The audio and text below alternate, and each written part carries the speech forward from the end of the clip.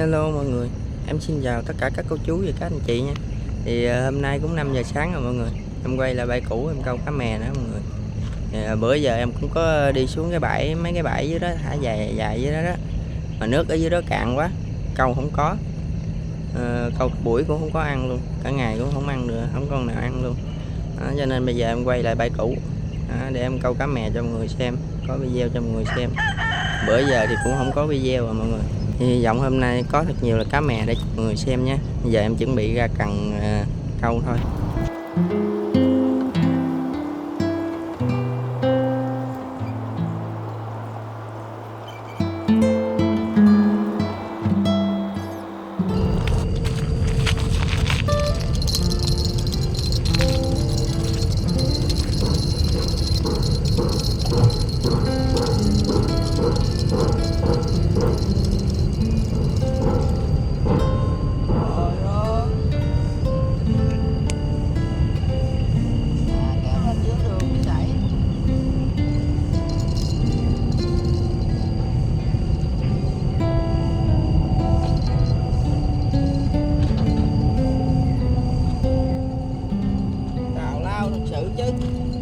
Cá mè to đùng vừa lên mặt nước xảy luôn.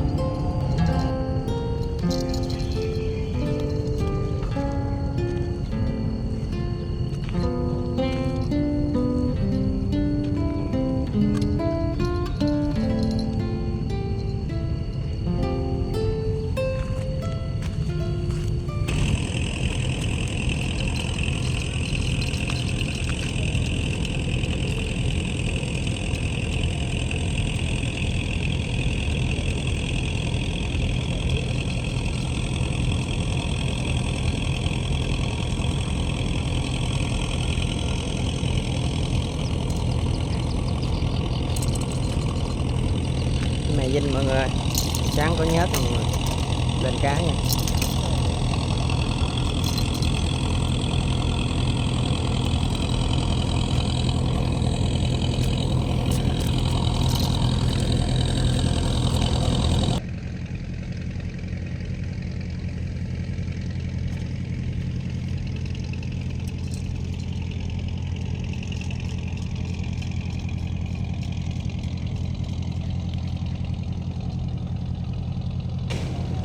Cá mè ăn giật sảy nữa mọi người, tiếc quá.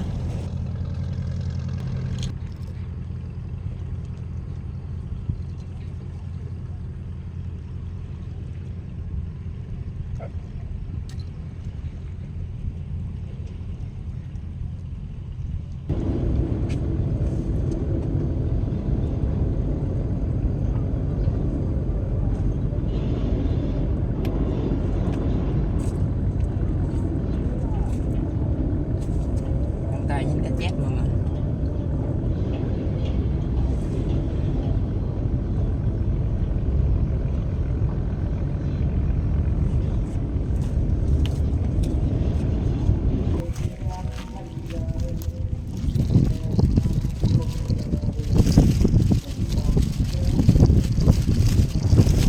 Đoạn này lên cá mè nè mọi người, mà dây em nó dướng vô cọc đá dưới đứt dây luôn mọi người, hên bắt được con cá.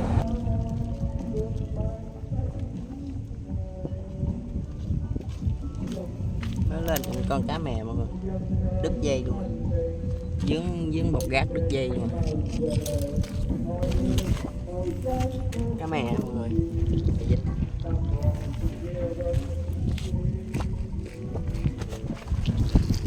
dính cá mọi người, cá chép. Lâu lâu lên để ăn con ăn cái dạ dính cá chép.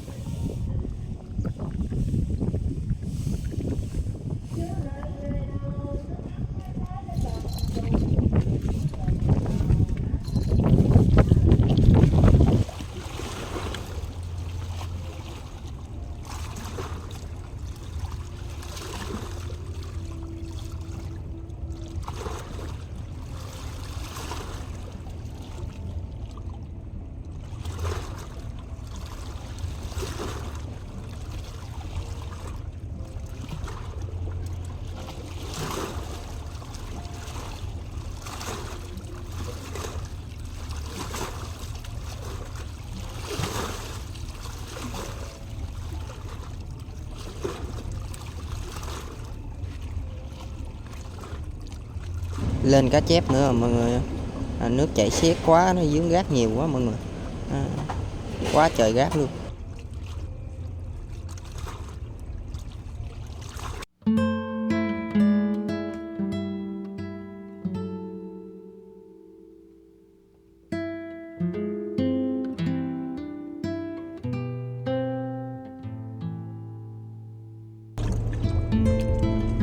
Chép nữa mọi người, chép vàng.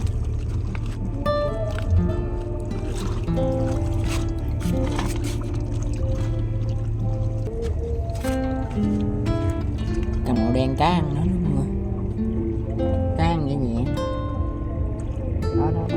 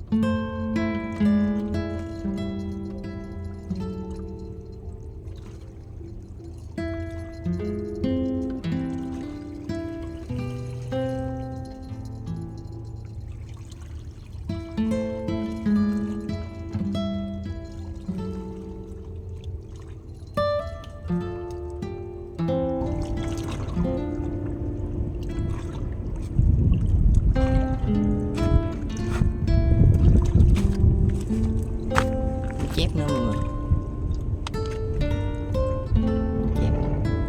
chép phải lớn không mà không có chép to, toàn chép vàng nhiều.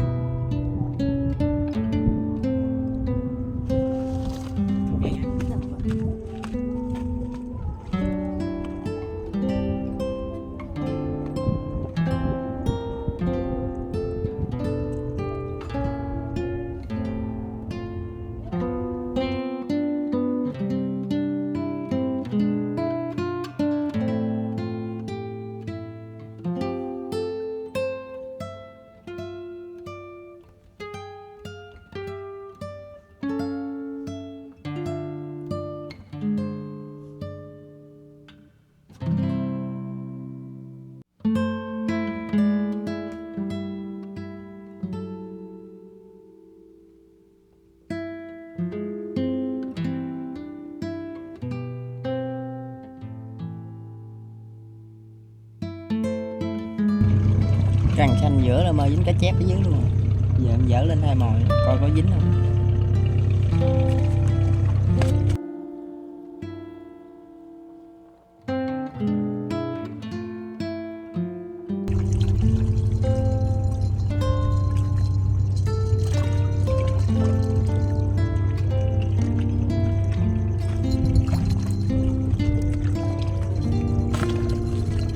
Cá mè mọi người chứ không phải cá chép, cá mè. Hên quá.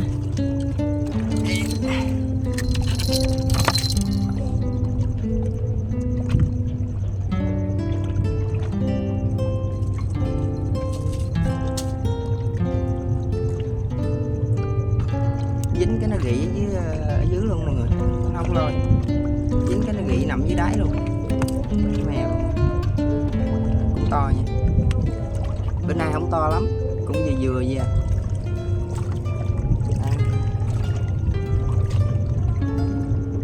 Mọi người, bữa nay cỡ này không à.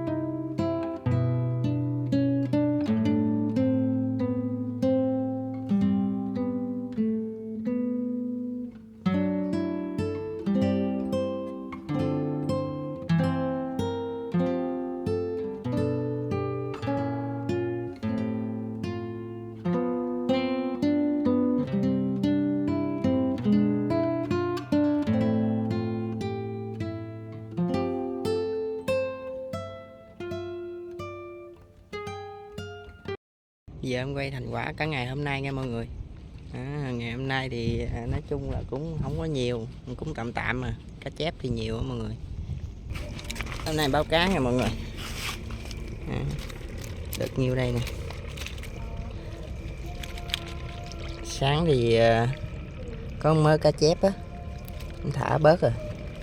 Để lâu quá nó chết. Giờ đây mới nữa, để trong gọng chép đó. Mình thả nha, cá chép mình thả hết, mình không có bắt cá chép. 2 con,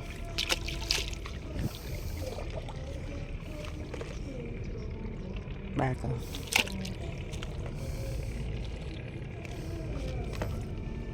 4 con. Giờ còn được đây, mấy con cá mè, 3 con cá mè nha mọi người, 3 con cá mè dinh.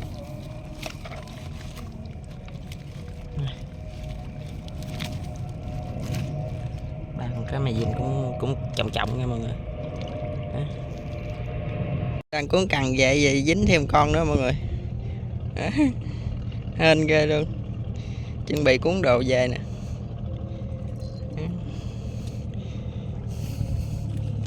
Con nữa là được 4 con rồi nha mọi người. Nè, ở trong sọt 3 con nè. Đó, trên đây con nữa nè. Hên ghê luôn.